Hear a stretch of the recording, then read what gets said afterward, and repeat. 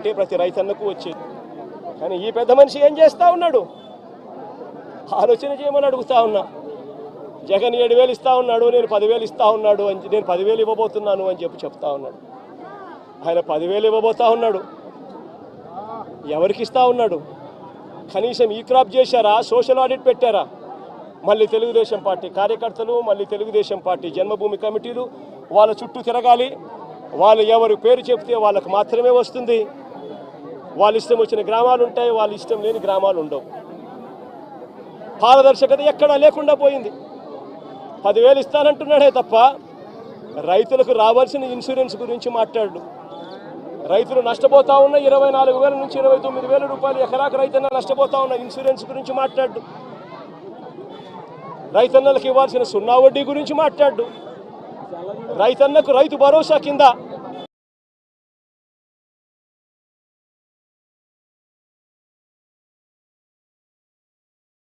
TOEFL క్లాసులు ఆపేశారు. ఈ పిల్లలకు తల్లులకు ఇవ్వాల్సిన అమ్మఒడి పూర్తిగా ఎగిరిపోయింది. వైద్యం చూసి మార్చిలో ఎన్నికల కోడ్ వచ్చేసింది, అంతే. జనవరి నుంచి ఇప్పటిదాకా 2,000 కోట్ల పైచులకు ఆరోగ్యశ్రీ బిల్లులు పెండింగ్. ఆరోగ్య ఆసరా ఊసేలేదు. 104, 108కి సంబంధించిన జీతాలు చంద్రబాబు ముఖ్యమంత్రి అయిన తర్వాత వాళ్ళకు జీతాలు రాలా. నీ పేరేం పేరు?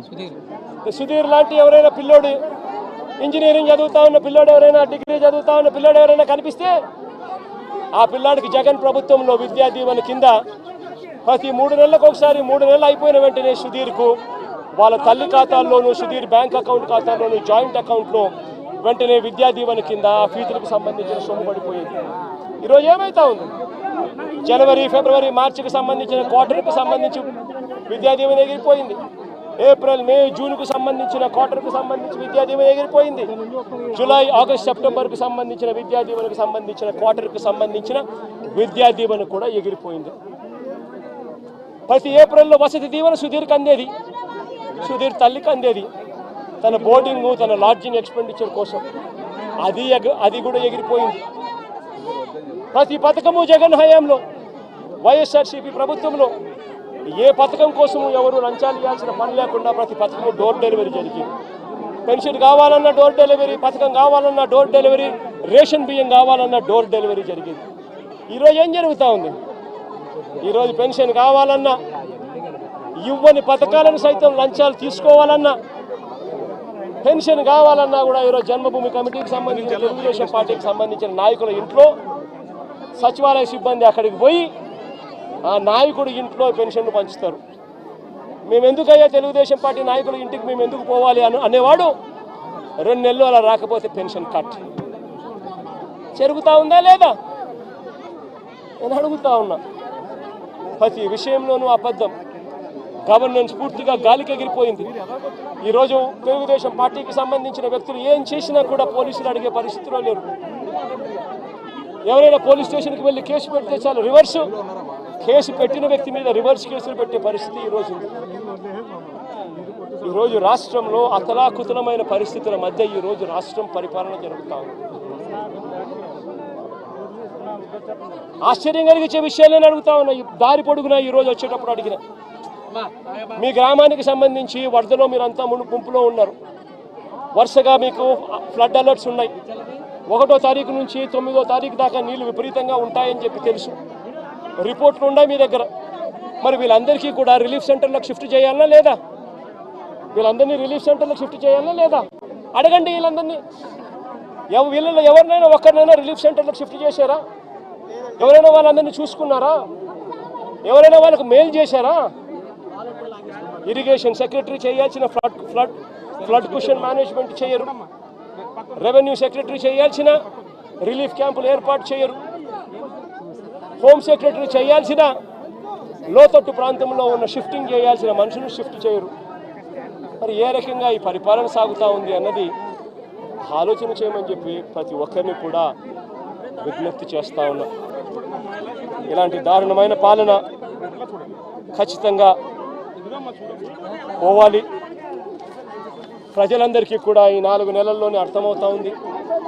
చంద్రబాబు నాయుడు గారు లాంటి అన్యాయస్తుడు తాను చేసిన మోసాలు తాను చెప్పిన అబద్ధాలు మోసాల కింద మారుతూ ఉన్నాయి. మోసాల నుంచి ప్రజల్లో కోపం పుడుతూ ఉంది.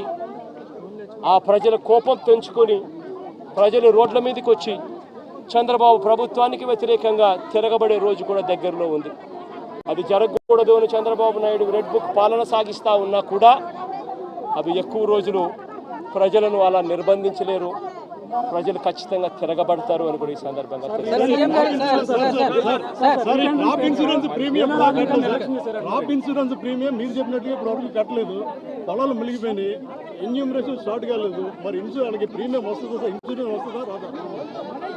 రాదు కాబట్టే కదా నేను అడిగేది. అందుకని బాధపడుతూ నేను చంద్రబాబు నాయుడు బుద్ధి ఉందా జ్ఞానం ఉందా అని చెప్పి చంద్రబాబు నాయుడుని తిడుతున్నాను.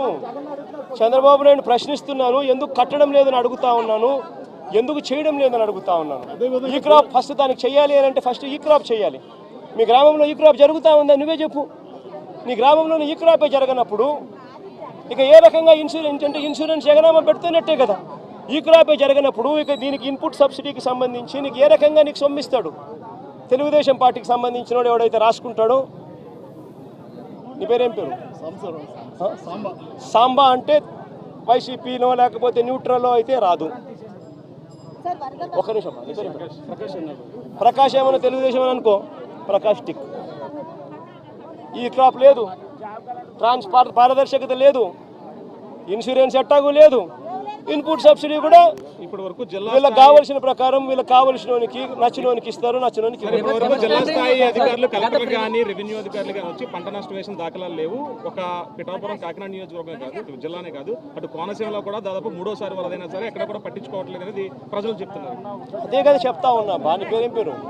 సత్య. అదే సత్య నేను చెప్తా ఉన్నాను.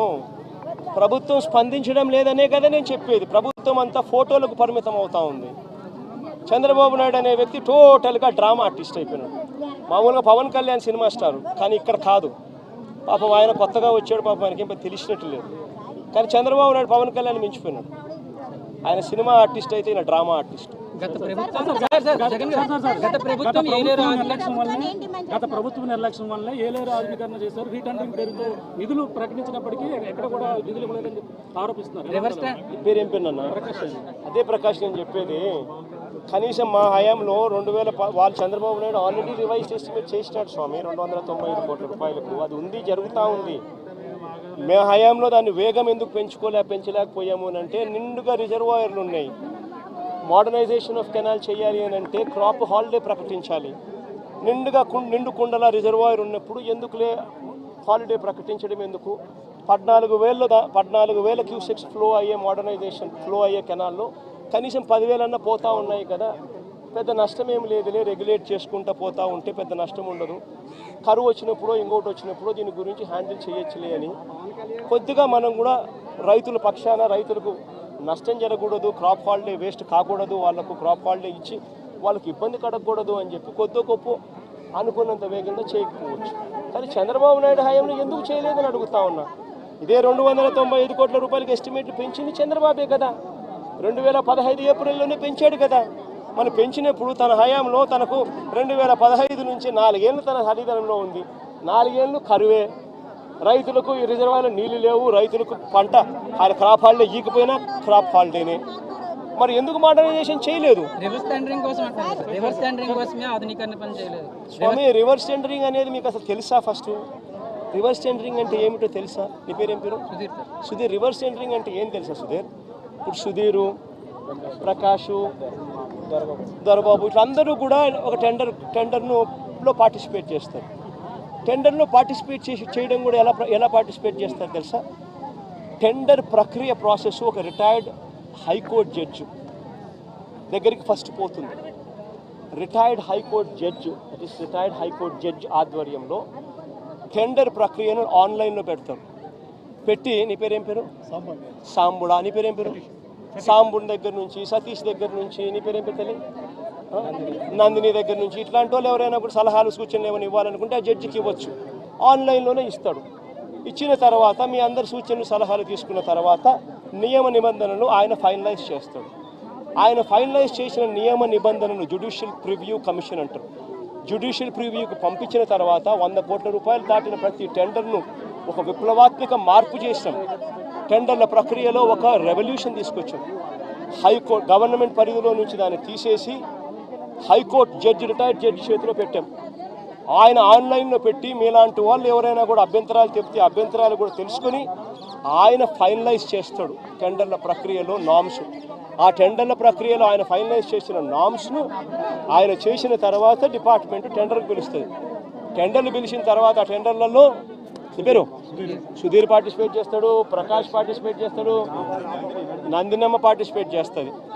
చేసినప్పుడు సుధీరు L1గా L1 వస్తుంది. మామూలుగా అయితే సుధీర్కి రావాలి, కానీ రివర్స్ టెండరింగ్లో రాదు.